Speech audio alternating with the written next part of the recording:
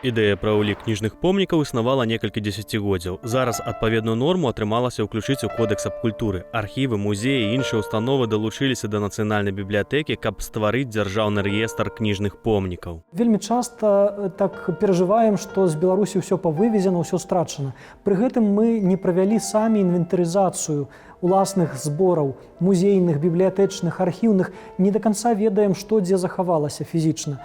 І пры гэтым, канешне, нельга патрабаваць ад суседзяў вярніце, дапамажыце і так далей.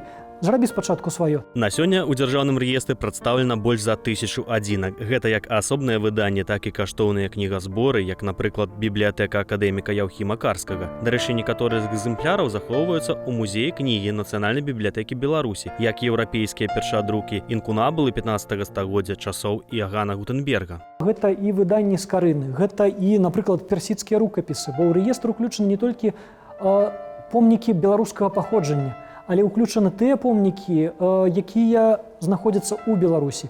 То бок, напрыклад, арабскія, персідскія, турэцкія рукапісы 14-16 стагоддзяў, яны вельмі каштоўныя, хаця не беларускія паводле сваіх каранёў. Аднак многія кніжныя помнікі знаходзяцца ў раённых і вясковых краязнаўчых музеях, а часам і ў прыватных калекцыях. Рэестр не ставіць за мэту сабраць кнігі ў адным месцы, а хутчэй зафіксаваць іх наяўнасць і месца знаходжання.